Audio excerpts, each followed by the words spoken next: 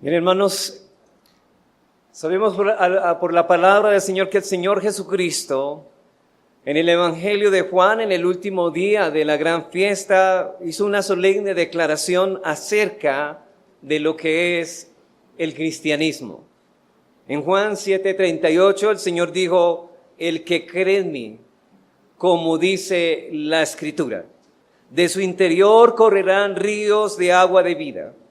Esto dijo del Espíritu que habían de recibir los que creyesen en Él.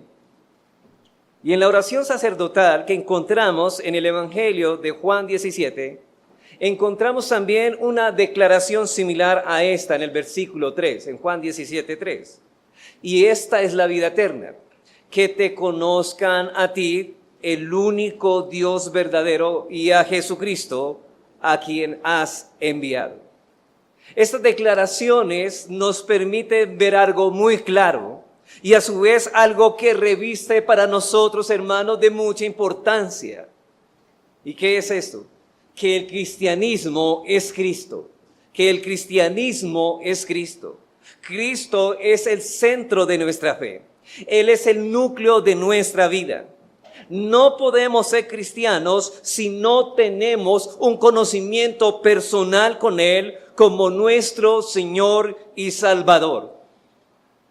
Por eso alguien dijo, con palabras muy acertadas, dice que el cristianismo es la única religión en el mundo que descansa sobre la persona de su fundador. El maometano puede ser un fiel maometano independientemente de Mahoma. El budismo puede ser leal a Buda sin saber nada de Buda, pero con el cristianismo no sucede lo mismo. El cristianismo está tan indisolublemente unido a Cristo que nuestra visión de la persona de Cristo implica y determina nuestra visión del cristianismo. La relación que hay entre Cristo y el cristianismo difiere totalmente de la relación que existe entre los fundadores y las religiones y filosofía que llevan su nombre. Hermanos, para ser cristiano, tiene que conocer a Cristo. Estas religiones no necesitaban conocer a sus profetas, pero el cristiano tiene que estar unido a Cristo, conoce a Cristo, y eso es lo que lo hace cristiano, que tiene un conocimiento personal con Cristo. Cristo fue quien dejó su gloria celestial y descendió al mundo para redimir al pueblo que su Padre le entregó en sus manos. Cristo fue quien se hizo carne para ser uno como nosotros y ser nuestro representante, pero sin pecado. Cristo fue quien sufrió injustamente para compadecerse de nuestras debilidades. Cristo fue quien obedeció perfectamente en nuestro lugar para que su justicia perfecta fuera nuestra justicia y para que nosotros pudiéramos entrar al cielo, porque no hay una justicia permitida, solamente la justicia perfecta de Él. Pero Cristo también fue quien murió y vertió su sangre por nosotros para que fuéramos absueltos de la condenación que justamente merecían nuestros pecados. Cristo fue quien pasó la prueba del primer Adán que Él no pudo pasar para darnos el verdadero reposo de nuestras obras. Cristo fue quien venció al enemigo de nuestras almas, a la muerte, al pecado, para que su victoria fuera nuestra victoria. Cristo fue quien resucitó en gloria para que nosotros también resucitemos en gloria. Cristo fue quien ascendió al cielo para ser nuestro sumo sacerdote, quien intercede por nosotros para ser nuestro abogado. Cristo nos ha prometido acompañarnos todos los días hasta el fin del mundo. Cristo ha prometido, hermano, que vendrá por segunda vez para llevarnos y para hacer segura esa ciertísima esperanza, realidad de esa ciertísima esperanza. Cristo es la realidad de las sombras del Antiguo Testamento. Cristo es la gracia, Cristo es la verdad, Cristo es el camino, Cristo es nuestro Salvador, Cristo es nuestra justicia, Cristo es nuestra sabiduría, Cristo es nuestro Redentor. La vida cristiana es la vida de Cristo en nosotros. Eso es el cristianismo. Estas son declaraciones, hermanos, tan importantes que todo cristiano tiene claro por su vida unida al Señor. Y estas son las declaraciones precisamente que Pablo también hace en Colosenses 3:4. ¿Y qué dice Pablo en ese texto? Dice: cuando Cristo, vuestra vida, se manifieste, entonces vosotros también seréis manifestados con Él en gloria. Y en Gálatas 2:20 dice Pablo estas gloriosas palabras, hermanos, que deben impresionar nuestra conciencia, y él dice: con Cristo estoy juntamente crucificado, y ya no vivo yo, mas vive Cristo en mí. Nosotros fuimos salvados, hermanos, para ser hechos conforme al amado, a Jesucristo. El Espíritu Santo nos ha sido dado a todos los creyentes precisamente para conformarnos más y más a la imagen de Jesús, más y más a la imagen de Cristo. Por eso, cuando Pablo dice en Gálatas 5:22 que el fruto del Espíritu se está refiriendo al carácter de Cristo, a las cualidades de Cristo que están siendo cultivadas en nosotros. Somos un jardín, el corazón de nosotros se ha convertido en un jardín fértil, pero que a pesar de que hay muchas plantas virtuosas de las cualidades de Cristo, todavía hay mucha maleza que arrancar de la carnalidad. Decir, hermanos, necesitamos cultivar este jardín, y la única manera de que esto tenga éxito es estar unidos a Jesús. El Espíritu Santo, en su obra de santificación, está formando en el creyente esas cualidades que pertenecen a Cristo. Pero también nos está ayudando, hermanos, diariamente a mortificar todo lo que no se parece a Cristo. Y esto es exactamente lo que vamos a estudiar en esta tarde. Pablo tenía la firme intención de que Timoteo le quedara muy grabado en su mente, pero también en su conciencia y en su corazón, la naturaleza. Primeramente, Pablo subraya de lo que es la iglesia, porque él estaba pastoreando la iglesia de Éfeso y él sabía la gran responsabilidad que tenía. Pablo le dice a Timoteo que Timoteo, la iglesia no es tu casa, la iglesia es la casa de Dios. Es donde Dios mora y manifiesta su gloria. En contraste con los templos paganos muertos, Pablo dice que la iglesia es el santuario del Dios viviente. Y la misión de esta iglesia es ser columna y baluarte de la verdad. Sobre la iglesia descansa la solemne responsabilidad de sostener sólida, firme e inquebrantablemente la verdad que es la palabra de Dios. La iglesia no inventa la verdad, ni altera la verdad a su propia conveniencia. Por eso el apóstol en este pasaje no solo se enfoca en la naturaleza y la misión de la iglesia, sino más aún en su mensaje. Y es aquí donde yo quiero enfocarme en esta tarde, en el carácter de ese mensaje esencial de la iglesia. El carácter esencial de ese mensaje esencial de la iglesia. La pregunta es, ¿cuál es el mensaje esencial que la iglesia debe defender y proclamar? La respuesta de Pablo la da en el versículo 16. El mensaje de Jesucristo. Por eso nuestra enseñanza la titularemos el carácter del mensaje esencial de la iglesia. Y noten que estoy diciendo el mensaje esencial. Esa es la esencia, el mensaje central que la iglesia debe proclamar y defender. Dice Pablo, volvemos otra vez a 1 de Timoteo 3:16. E indiscutiblemente grande es el misterio de la piedad. Dios fue manifestado en carne, justificado en el Espíritu, visto de los ángeles, predicado a los gentiles, creído en el mundo, recibido arriba en gloria. Pero yo lo que deseo señalar aquí son el carácter, aunque este pasaje lo podríamos dividir en dos partes. Por un lado, el carácter del mensaje esencial de la iglesia. Y por otro lado, podríamos hablar del contenido de este mensaje. Pero yo deseo señalar solamente el carácter. Y el carácter es este. Pablo dice, e indiscutiblemente grande es el misterio de la piedad. Dios fue manifestado en carne, justificado en el Espíritu, visto por los ángeles, predicado a los gentiles, creído en el mundo. La palabra de Dios, hermanos, es un inagotable almacén de la verdad espiritual. La iglesia es grande porque grande es su exaltada cabeza, Jesucristo. Hermanos, la iglesia es grande porque su cabeza es grandemente exaltada y es Jesucristo. Por cuanto todo lo que sigue en el versículo 16 se refiere a Él, es claro que la expresión, el misterio de la piedad se refiere a una persona, Jesucristo. Ahora, en cuanto al carácter de ese mensaje esencial de la verdad que la iglesia defiende y proclama, lo primero que debo señalar es que es un mensaje que solamente puede conocerse por revelación directa de Dios. Ese mensaje, hermanos, que la iglesia debe proclamar y defender, el primer aspecto que veo de su carácter es que es un mensaje que solo puede conocerse por revelación directa de Dios. Ningún hombre podrá conocer el mensaje esencial de la verdad si Dios directamente no se lo revela. Recuerden que la palabra misterio es una verdad sagrada oculta que es revelada en el Nuevo Testamento. Es decir, hermanos, voy a ponerles una ilustración para que entiendan qué es un misterio. Digamos, una persona le está comentando al otro que compró un artefacto, digamos un reloj, aunque él no sepa que es un reloj.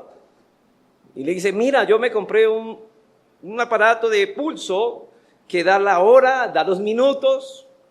¡Ah, qué bueno! Y entonces él se queda con la información, con la mera información en su mente.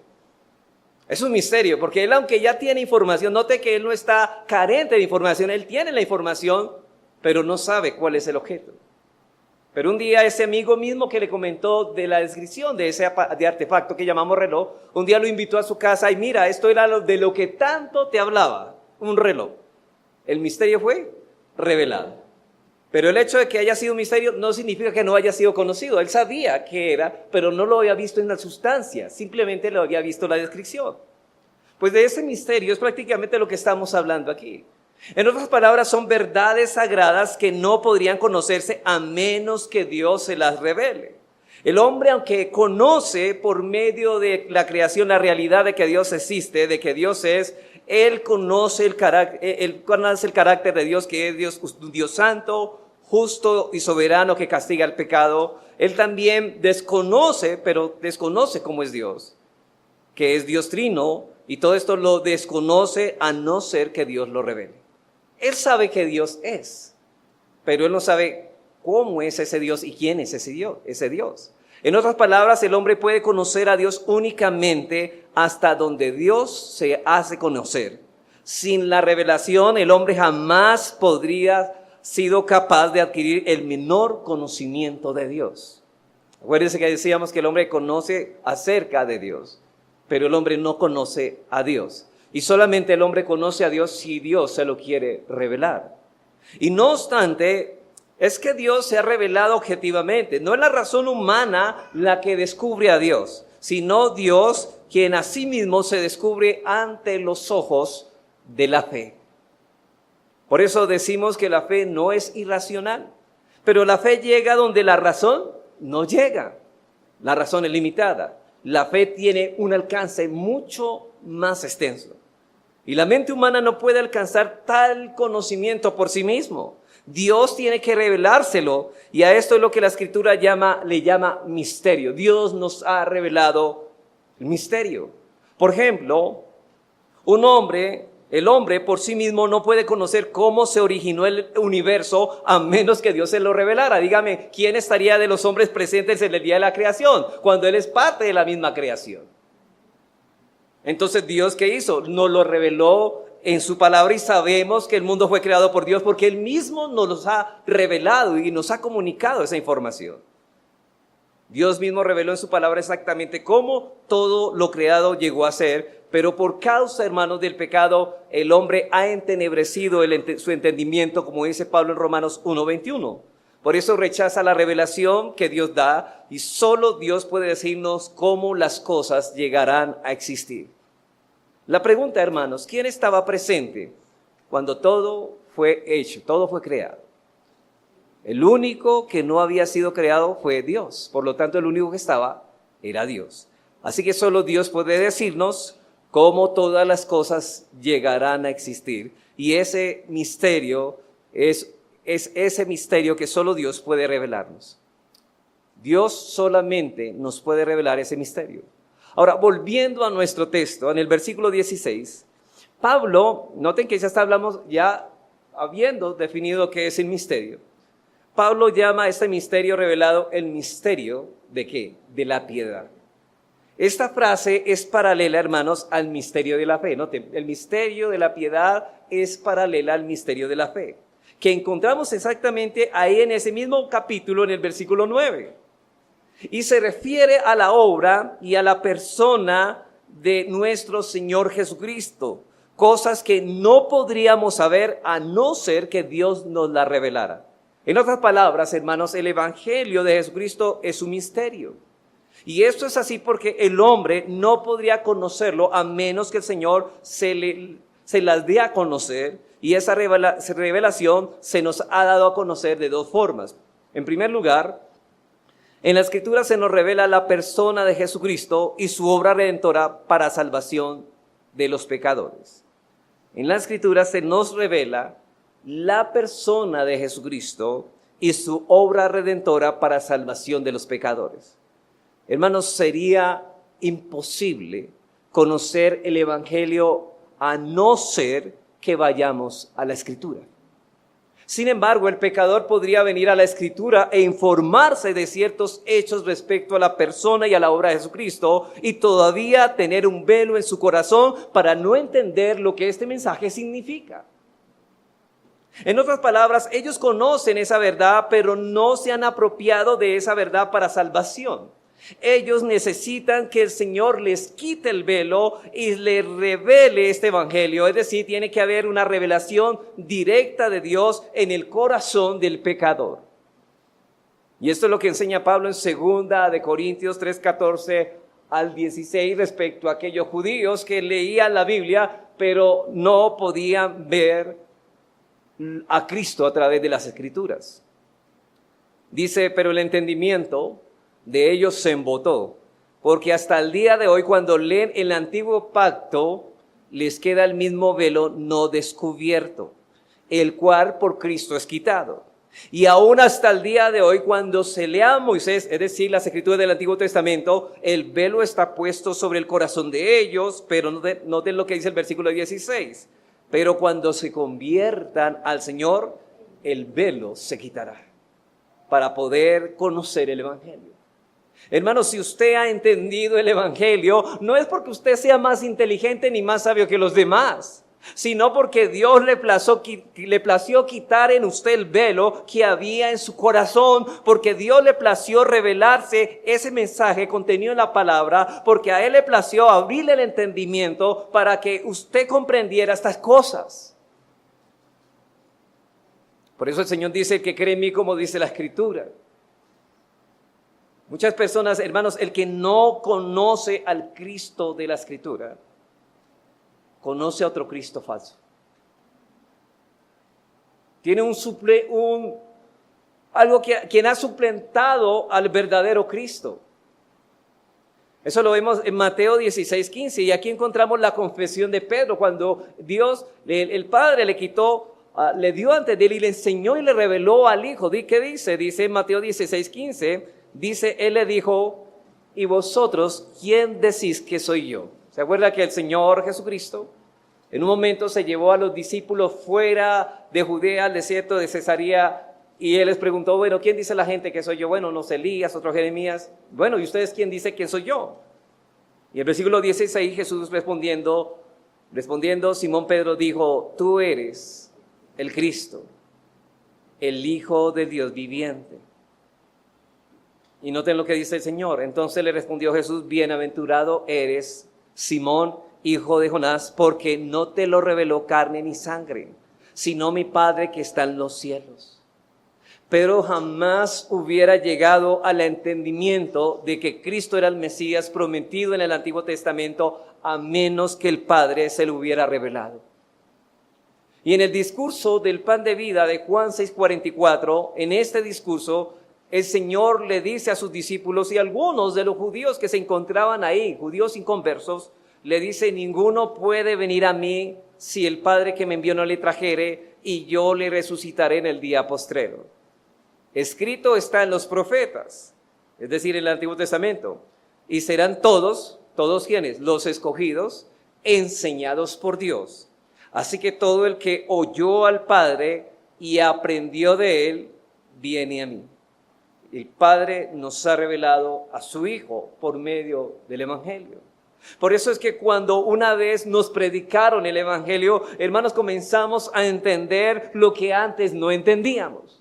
¿Cómo es posible que lleváramos 10 o 15 años con una Biblia, un ejemplar de la Biblia, y nosotros no entendíamos nada de lo que estaba allí? Pero en un momento de nuestra vida algo pasó, el Señor quitó la oscuridad y comenzamos a entender muchas cosas y la vida comenzó a cobrar vida para nosotros y decimos, wow, ¿qué ha pasado aquí? Sabemos que ahora conozco que Cristo es mi Salvador y es mi Señor. Él ha quitado ese velo, hermano. Usted dijo, ahora empiezo a entender. Aún ni en el Antiguo Testamento, hermanos, lo entendíamos porque mirábamos muchas historias que realmente decíamos, ¿qué tiene que ver con nosotros? Pero ahora decimos, tiene que ver mucho con nosotros. Es en ese momento, hermanos, en ese momento no era el entendimiento que usted tiene ahora. Pero ese entendimiento fue suficiente para ir a Cristo para ser salvo. Y fue el Padre que nos abrió el corazón y el entendimiento para que comprendiésemos ese mensaje y para que fuésemos a Cristo en arrepentimiento y fe. Segunda de Corintios 4:3 encontramos esta verdad. Segunda de Corintios 4:3. Y noten lo que dice ahí, hermanos. Pero si nuestro evangelio está aún encubierto, entre los que se pierden está encubierto, en los cuales el Dios de este siglo cegó el entendimiento de los incrédulos, para que no le resplandezca la luz del evangelio de la gloria de Cristo, el cual es la imagen de Dios. Porque no nos predicamos a nosotros mismos, sino a Jesucristo como Señor y a nosotros como vuestros siervos por amor de Jesús. Pero noten lo que pasó. Nosotros vivíamos así en otro tiempo. Porque Dios, que mandó que de las tinieblas resplandeciese la luz. Y este texto, hermanos, aquí Pablo está aludiendo al Génesis cuando Dios dijo, hágase la luz. Porque el que mandó que de las tinieblas resplandeciese la luz en ese tiempo es el que resplandeció en nuestros corazones para iluminación del conocimiento de la gloria de Dios en la faz de Jesucristo. Hermanos, nuestros corazones estaban totalmente en tinieblas, pero Dios soberanamente la resplandeció y entendimos lo que necesitamos entender. Por eso dice Pablo en Gálatas 1:13, porque ya habéis oído acerca de mi conducta, dice Pablo, en otro tiempo en el judaísmo, porque Pablo era un hombre instruido en la ley. Pero ¿qué hacía? Perseguía sobremanera a la iglesia de Dios y la asolaba. Pero, y aquí hay un bendito pero, cuando agradó a Dios, que me apartó desde el vientre de mi madre y me llamó por su gracia, ¿qué? Revelar a su Hijo en mí. Y eso es precisamente lo que hizo Dios con nosotros, hermanos. Revelarnos a su Hijo en nuestros corazones por medio del mensaje del Evangelio. Y esta es la razón por la que Pablo declara indiscutiblemente, grande es el misterio de la piedad, un mensaje que el hombre no podría entender a menos que Dios se lo revele directamente. Pero en segundo lugar, en este punto, el mensaje del Evangelio, que solo puede ser conocido por revelación directa de Dios, Dios lo revela por medio de la predicación. El mensaje del Evangelio, que solo puede ser conocido por revelación divina, Dios lo revela por medio de la predicación. Hermanos, el Espíritu Santo usa la palabra predicada para que por medio de esa palabra ilumine el corazón del pecador. Dice Pablo en 1 de Corintios 1:21. Dice que pues ya en la sabiduría de Dios, el mundo no conoció a Dios mediante la sabiduría, agradó a Dios salvar a los creyentes. ¿Por qué? Por la locura de la predicación. Hermanos, los pecadores no se van a salvar sin la predicación del Evangelio de Jesucristo. La fe viene por el oír, y el oír por la palabra de Dios, como dice Pablo en Romanos 10:17. Y la pregunta es, ¿y cómo sabemos que aquí está diciendo que por medio de la predicación los inconversos podrán ser salvos? Por lo que Pablo ya ha dicho en el versículo 14 de Romanos 10. ¿Cómo pues invocarán a aquel en el cual no han creído? ¿Y cómo creerán en aquel de quien no han oído? ¿Y cómo oirán sin haber quien les predique? Hermanos, este trabajo de la predicación es sinérgico. Es decir, nosotros hacemos una parte y Dios hace la parte más importante. Quitar el velo del corazón del inconverso e iluminar el entendimiento, ¿sabe cómo lo hizo con Dios, con Lidia? ¿Se acuerda con la vendedora de púrpura que Pablo llegó a la ciudad de Filipos y encontró a unas mujeres adorando a Dios? Pero dice que Pablo les habló y esta mujer solamente Dios le abrió el corazón. Hechos 16:4 dice: entonces una mujer llamada Lidia, vendedora de púrpura de la ciudad de Tiatira, que adoraba a Dios, estaba oyendo ¿qué? La predicación de Pablo, y el Señor abrió el corazón de ella para que estuviese atento a lo que Pablo decía. Uno se pregunta, hermanos, ¿qué pasaría donde Dios no le hubiera abierto el corazón a Lidia? Por muy persuasivo que haya sido el mensaje predicado por Pablo, esa vida no iba a reconocer al Señor. Y ese mensaje Dios lo ha entregado a su iglesia. Timoteo, como líder de la iglesia de Éfeso que él lideraba, tenía una gran responsabilidad, como también la tenemos nosotros: proclamar el misterio de la piedad. Dios nos ha dado esa gran responsabilidad y ese gran privilegio de enseñar, de llevar el mensaje del evangelio a los perdidos. Entonces, ¿qué aprendemos? Bueno, en primer lugar, del carácter de este mensaje esencial de la verdad, que solo este mensaje puede ser conocido por revelación directa de Dios, pero que esa revelación será dada por medio de la predicación de la iglesia. Veamos en segundo lugar, que ese mensaje esencial de la verdad ha sido honrado por Dios de forma muy especial. En segundo lugar, este mensaje esencial de la verdad ha sido honrado por Dios de forma muy especial. Dice, e indiscutiblemente. Grande es el misterio de la piedad, pero yo quiero que subrayen la palabra e indiscutiblemente. La palabra e indiscutiblemente viene del griego homologeo, que significa decir una misma cosa. Es una verdad en la que todos estamos de acuerdo. Es una convicción unánime de todos los creyentes. ¿Y cuál es esa unanimidad que tenemos todos los creyentes? Que grande es el misterio de la piedad. Esto es indiscutible. Dice Pablo, para todo verdadero creyente, todo cristiano sabe muy bien que el misterio de la piedad es grande. Todo miembro del pueblo de Dios sabe la importancia que tiene el mensaje del evangelio, y su importancia radica en que está centrado en la obra y la persona de nuestro Señor y Salvador Jesucristo.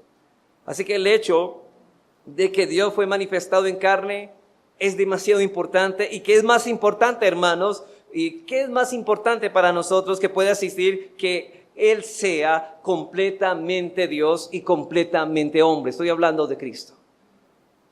Y grande es este misterio por la grandeza del Señor y Salvador y por la grandeza del poder de Dios que guarda el mensaje del evangelio. Pablo dice, porque no me avergüenzo del evangelio, porque es poder de Dios para salvación.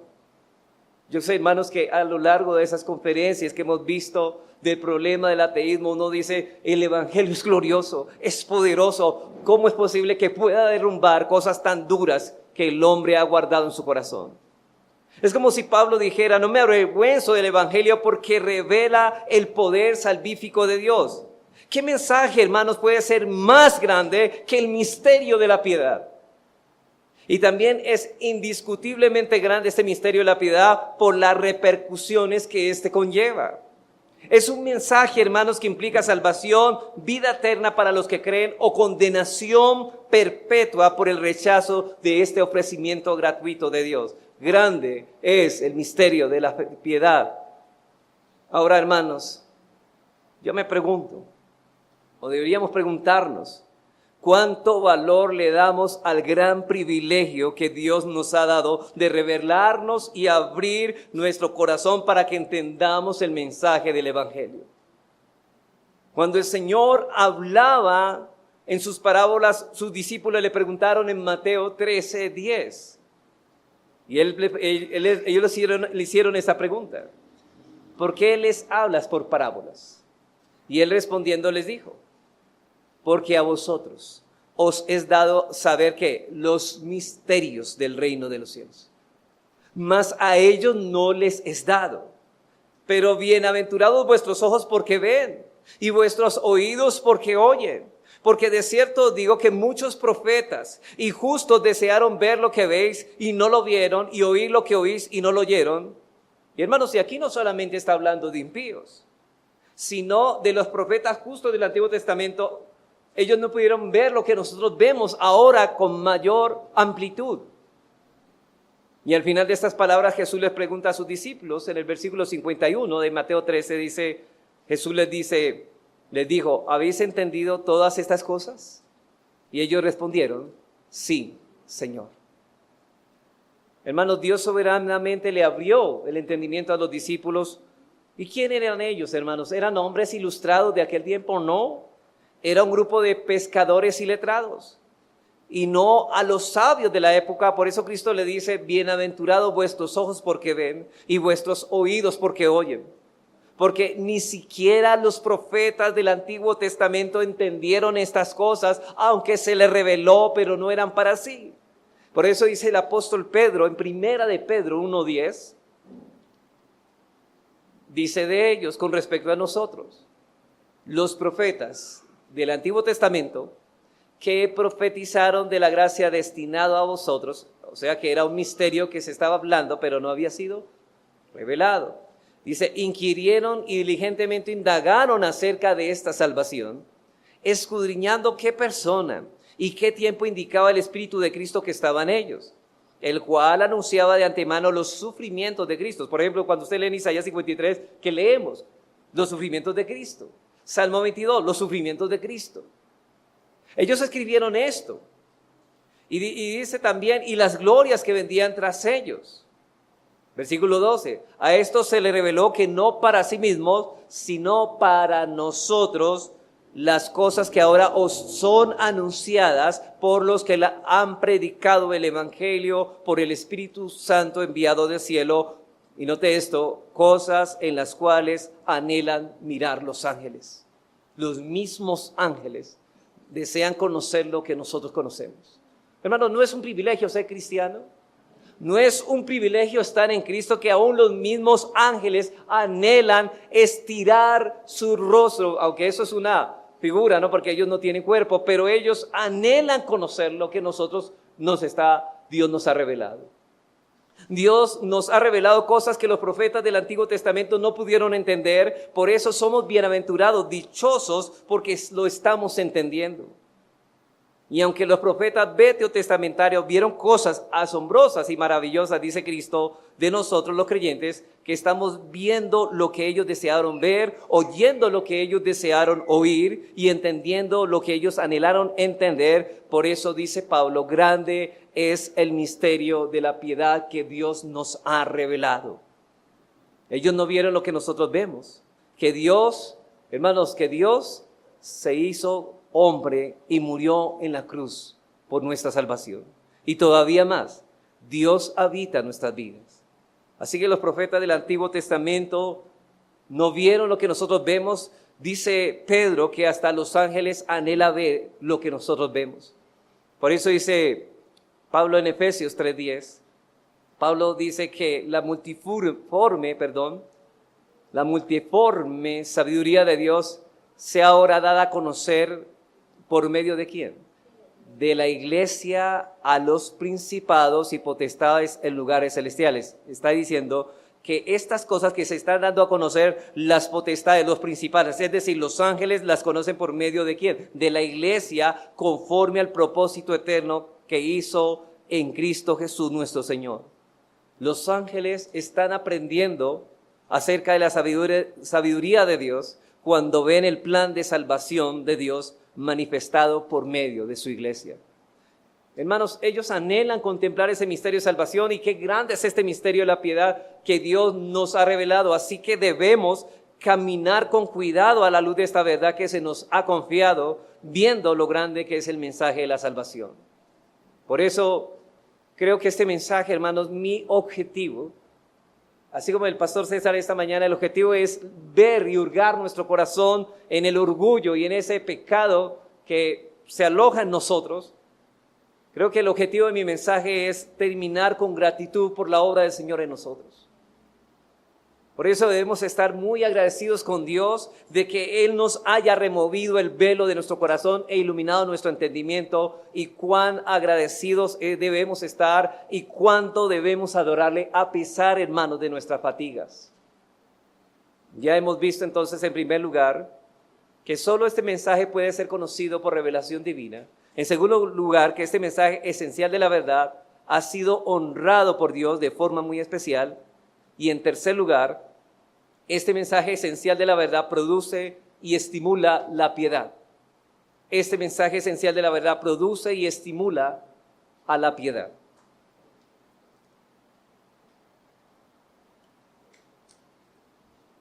E indiscutiblemente, grande es el misterio de la piedad. Y la pregunta, ¿qué es la piedad? ¿Cierto? Muchos hablamos de piedad, pero ¿qué es la piedad? Bueno, Jerry Bridget, en su libro La devoción a Dios en acción, define la piedad de esta forma.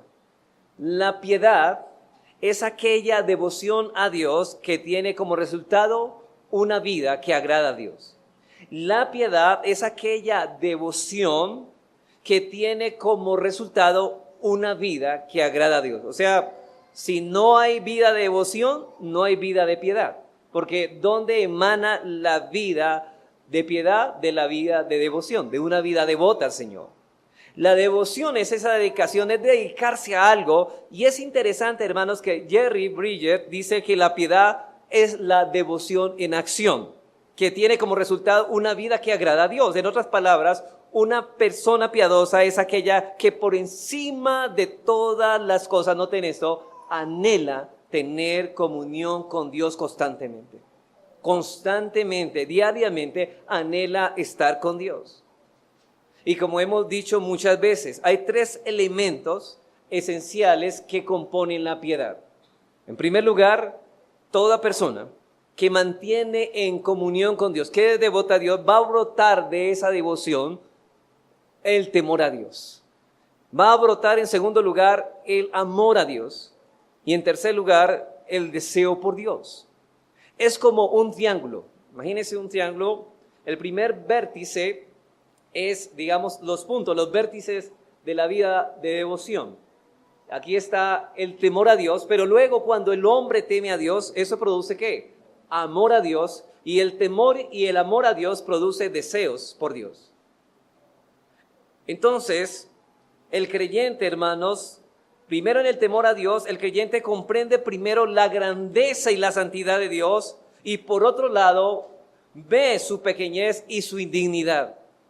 Y ese creyente temeroso puede apreciar de verdad a Dios, que es nuestro segundo vértice. Él ve el abismo infinito que hay entre un Dios santo y una criatura pecadora como Él, y el amor que cruzó dicho abismo por medio de la muerte del Señor Jesucristo. Es como si Él dijera: ¿cómo puede Dios amarme siendo yo un miserable pecador, y Él tan majestuoso, tan grande en santidad, me haya visto a mí? El temor nos lleva al amor. Así que el temor de Dios trae como resultado amor a Dios, y el temor a Dios junto con el amor produce deseos por Dios. Recuerdan, hermanos, cuando una de las cualidades que Cristo señaló en las bienaventuranzas, que era el retrato de un verdadero cristiano, dijo: bienaventurados los que tienen sed y hambre de justicia. Eso es una muestra de un cristiano, pero debe cultivarla. Por eso expresó el salmista con un elemento del Salmo 42, y hermanos, y esto, aunque suene muy poético y lindo, y algunos digan: bueno, tan bonito el ciervo bramando por las aguas, ¿cierto? Como si fuera algo poético. No, la verdad, hermanos, es un cuadro horrible. Es un ciervo, hermanos, que está bramando porque está a punto de morir en un desierto sin aguas. Y dice el salmista que el creyente tiene tanto deseo por Dios que es como el ciervo que brama por las corrientes de las aguas. Dice aquí, sí clama por ti, oh Dios, el alma mía. Mi alma tiene sed de ti, del Dios vivo. Pero note eso, ¿cuándo vendré y me presentaré delante de Dios? Y aquí no está hablando del devocional personal, está hablando del culto público. Este hombre deseaba, hermanos. Este hombre gemía al saber que estaba ausente de la casa del Señor o de la presencia misma en la morada del Señor. Hermanos, ¿qué puede ser más intenso que la sed de agua que siente un siervo perseguido? El salmista, hermanos, no duda en utilizar este cuadro para ilustrar la intensidad de su propio deseo de la presencia y del compañerismo de Dios. Hermanos, si no deseamos eso, si no vivimos en esa comunión, intimidad con Dios, no va a haber temor a Dios, no va a haber amor a Dios y no va a haber deseos por Dios. La vida de piedad se cultiva en la devoción a Dios, en la comunión con Él. Por eso David dice en el Salmo 84:10, ¿sabe qué dice él? Salmo 84:10. Él no está diciendo, y hermanos, si el devocional personal es importante y es esencial para nuestra vida. Pero note lo que él dice, él está pensando en la casa de Dios. Porque mejor es un día en tus atrios que 1000 fuera de ellos. Y hermanos, si David no moraba en cualquier casa, él moraba en mansiones. Pero él dice, escogería antes estar a la puerta de la casa de mi Dios. ¿Y quién es la casa de mi Dios? La iglesia. Que habitar en las moradas de maldad. ¿Qué hace un creyente en el día del Señor? ¿Dónde está ese creyente? ¿En las moradas de maldad o en la casa de Dios? ¿Qué anhela un creyente? Estar en las moradas de Dios, en la casa de Dios y no en las moradas de maldad. Uno ve, hermanos, que ¿cómo puede ser posible alguien profesando ser cristiano? En lugar de estar en esa presencia prometida de Dios con el pueblo de Dios, regocijándose con el evangelio, hermanos, prefieren cambiar eso por un centro comercial donde es morada de maldad y vanidad y donde todo eso va a ser destruido. ¿Cómo puede ser que el hombre cambie estas cosas de maldad por las cosas santas y piadosas? Y es lo más valioso que tenemos. Hermanos, esto es ser piadoso. Esto es lo que llamamos piedad. Es una persona que vive así, es un hombre piadoso, que escoge la casa de Dios antes que las moradas de maldad. Entonces, a lo que Pablo se refiere en nuestro texto es que este misterio del que la iglesia es columna y baluarte es el misterio de la piedad. Es un misterio que produce piedad. Y si alguien no entiende el mensaje del evangelio, no puede ser piadoso. Y ninguno puede crecer en piedad a menos que crezca en el entendimiento de ese mensaje esencial de la verdad que se nos ha dado a la iglesia a predicar. Y precisamente lo que hace que un creyente sea más piadoso que otro es que entiende más el evangelio. Y no me refiero, hermanos, al estudio de teología, sino al entendimiento de nuestra pecaminosidad y en el entendimiento de la grandeza de Dios. A esto me estoy refiriendo. Pero eso se pasa, hermanos, eso comienza a entenderse entre más se pase en la presencia de Dios. Cuando crecemos cada vez más en el entendimiento de nuestra pecaminosidad y en el entendimiento de la gracia de Dios, en esa misma medida crece nuestra vida de piedad. Hay personas, hermanos, que dicen, o creyentes, profesantes, Señor, ayúdame a ser piadoso. Pero no usa los medios que le ha dado para que Dios responda a esa oración y hacerlo piadoso.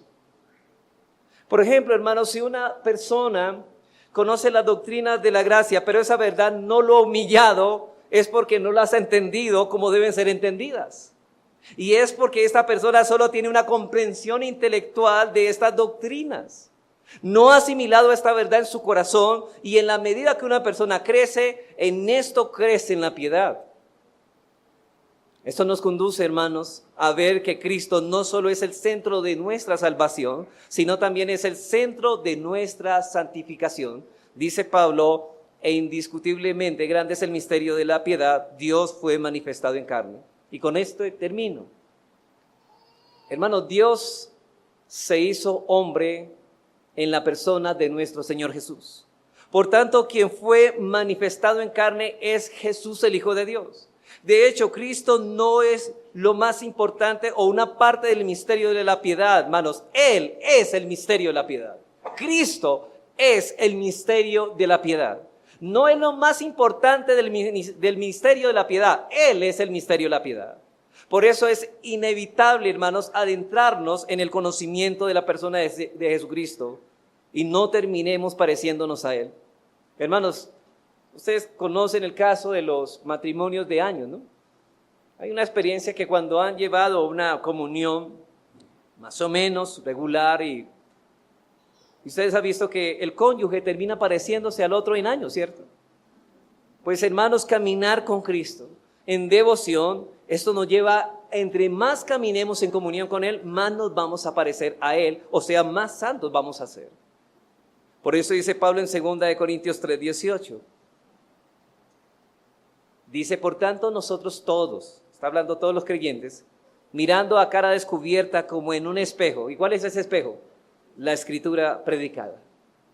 ¿Y qué estamos viendo en ese espejo? Miren, noten, la gloria del Señor. Estamos viendo a Cristo. Somos transformados de gloria a gloria en la misma imagen. Estamos siendo transformados igual que Cristo, como por el Espíritu del Señor. Como les había dicho, hermanos, cuando están tanto tiempo juntos, esas personas comienzan a parecerse, y cuando se pasa tiempo en comunión diariamente con Jesucristo, en oración y en su palabra, comenzamos a conformarnos más a Cristo. Es decir, no vamos a parecer más a lo que soy yo, sino a Cristo, y vamos a ser más piadosos. ¿Sabe por qué? Porque Cristo es el misterio de la piedad. Cristo es la piedad hecha hombre.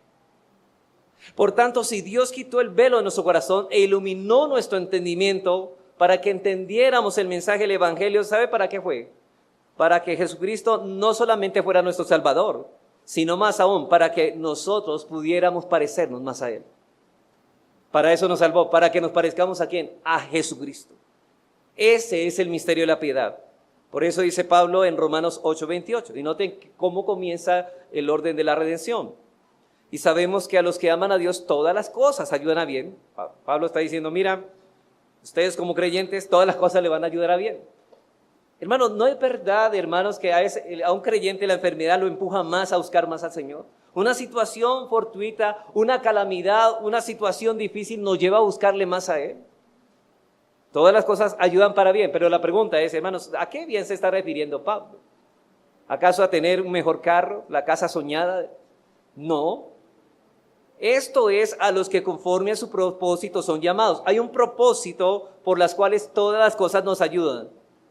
¿Y cuáles son? Porque a los que antes conoció también los predestinó para que fuesen hechos conformes a la imagen de su Hijo, para que Él sea el primogénito entre muchos hermanos.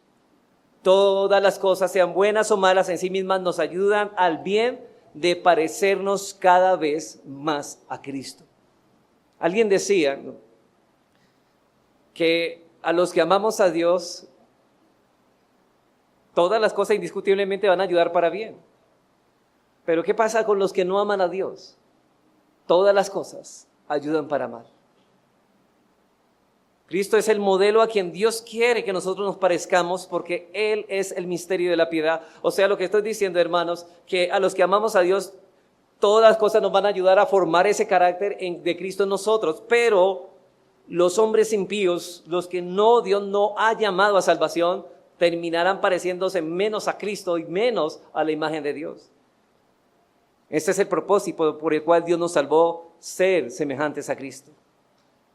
Entonces, para terminar, hermanos, nos hemos centrado únicamente en el carácter de ese mensaje esencial de la verdad.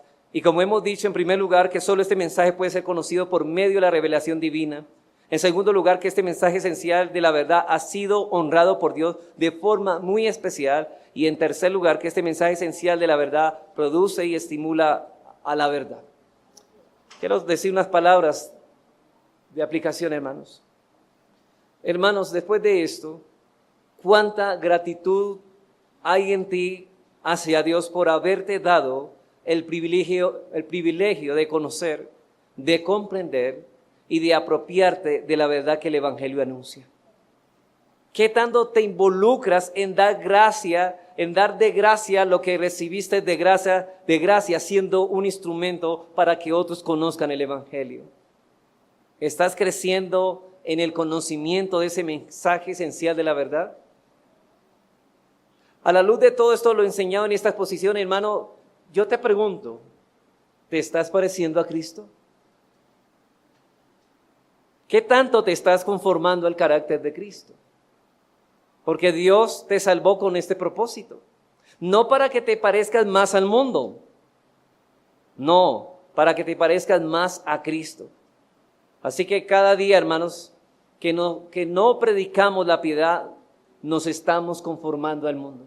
Cada vez que nos ausentamos de cada culto, hermanos, de cada predicación, nos estamos conformando más al mundo, a ese mundo de impiedad que nos rodea.